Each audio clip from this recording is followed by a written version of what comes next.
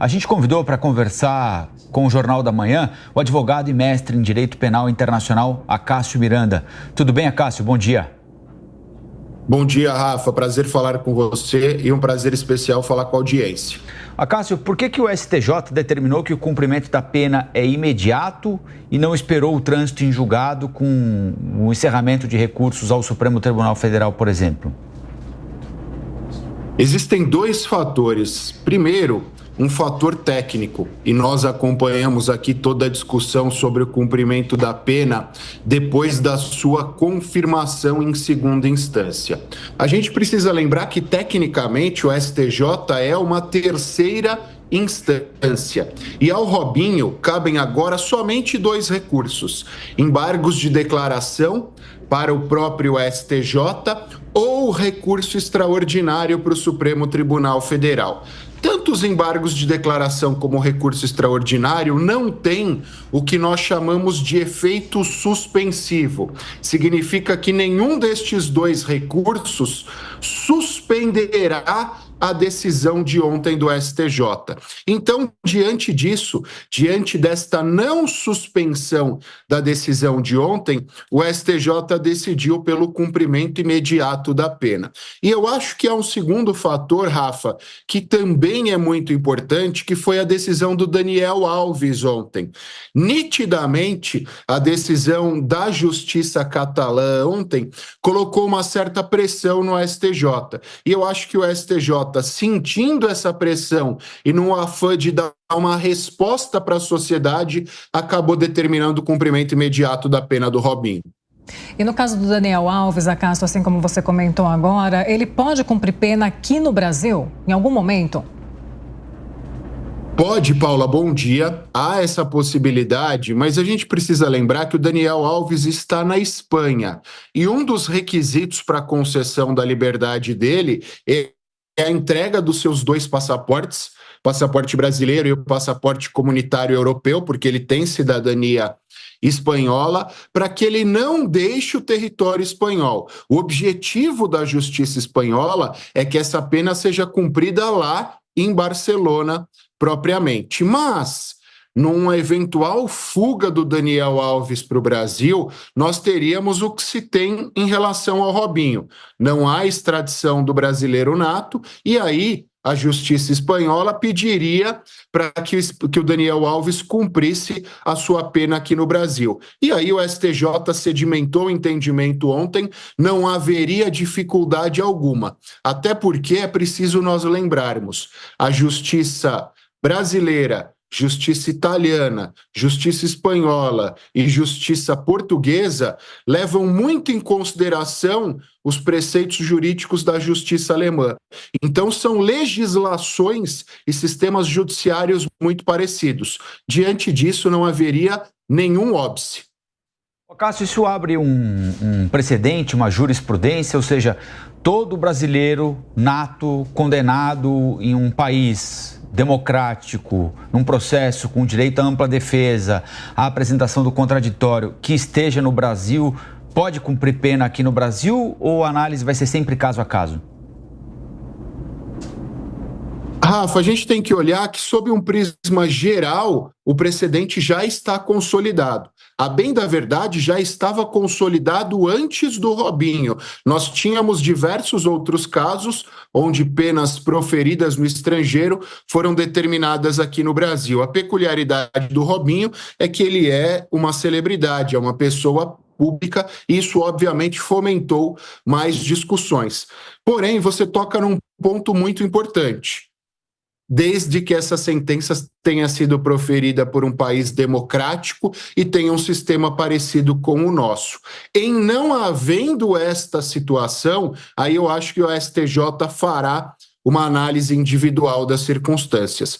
Mas, para não ficar sem resposta, na maioria dos casos, a jurisprudência igual à do Robinho será aplicada.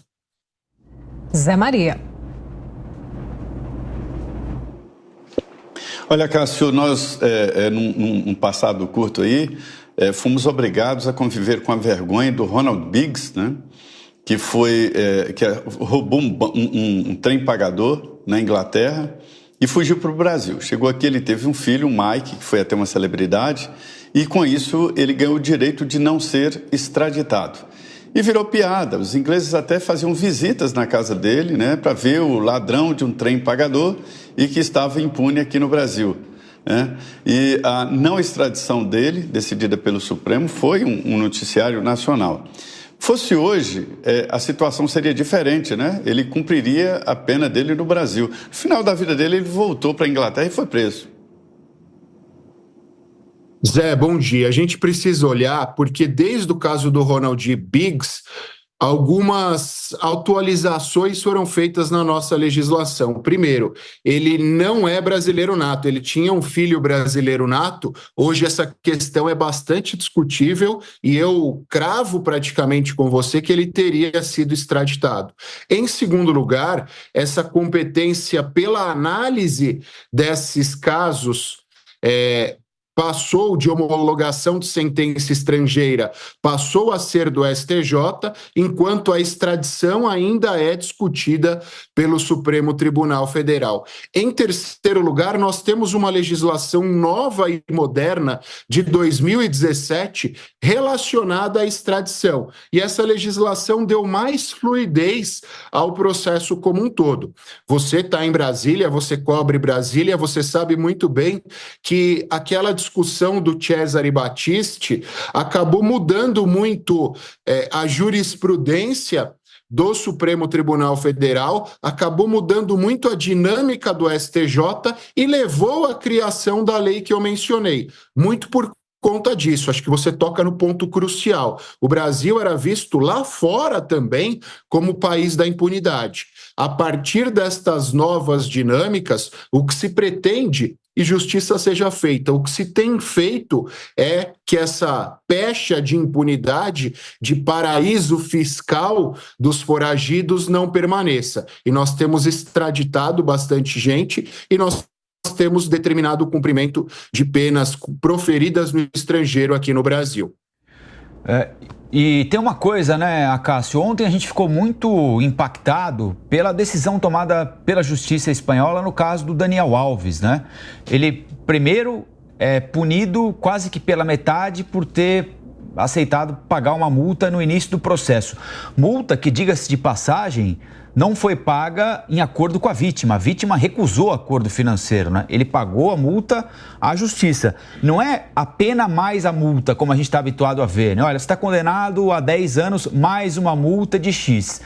É a multa para abrandar a pena de prisão. E aí agora ele paga mais 1 milhão de euros, ou vai pagar, né, mais 1 milhão de euros, o preço está colocado, 1 milhão de euros, para ele poder esperar o processo em liberdade. Ou seja, fica uma impressão, é legal, né, porque isso está acontecendo, esse acordo foi oferecido a ele pelo Poder Judiciário, mas parece pouco moral, né, porque a impressão que dá é de que estão botando preço no estupro, preço na pena, né? Isso seria possível aqui no Brasil, Acácio? Rafa, perfeita a sua ponderação. Eu disse há pouco duas coisas. Primeira, o STJ ontem nos deu uma lição, e uma lição que deixa todos nós brasileiros orgulhosos, especialmente no dia em que a Justiça catalã tomou essa decisão em relação ao Daniel Alves. Em segundo lugar, no mundo há um processo de americanização do direito penal, do processo penal. Eu disse que nós bebemos da fonte da Alemanha, então isso tem acontecido na Alemanha, na Itália, na Espanha, em Portugal e com menor força aqui no Brasil. E no processo penal norte-americano é muito comum, as pessoas falam tanto das penas impostas nos Estados Unidos, mas para uma camada social mais baixa. Nos Estados Unidos, o processo penal pode ser resolvido com dinheiro e com muito dinheiro. E para dar mais celeridade, para dar mais fluidez, pelo menos esse é o pretexto que se usa, isso tem sido adotado em outros países. E nós acompanhamos isso no caso do Daniel Alves. Ele pagou uma indenização, ele pagou uma multa, a revelia da vítima e mesmo assim teve a sua pena diminuída. E ontem, pagando uma fiança estratosférica, ele terá o direito de ficar em liberdade. Isso, obviamente, traz uma sensação de impunidade e nos deixa uma lição. primeiro, o nosso judiciário, com todos os seus problemas, ainda funciona e dá respostas à sociedade. Em segundo lugar, nem tudo que vem de fora, em termos sociais ou em termos jurídicos, necessariamente funciona e se adequa ao nosso sistema. E eu acho que, mais uma vez, o caso do Daniel Alves nos dá uma demonstração disso. Acácio, muito obrigado pela entrevista mais uma vez e até a próxima. Valeu, Rafa. Abraço a você, a Paula, ao Zé e à audiência. Muito obrigado.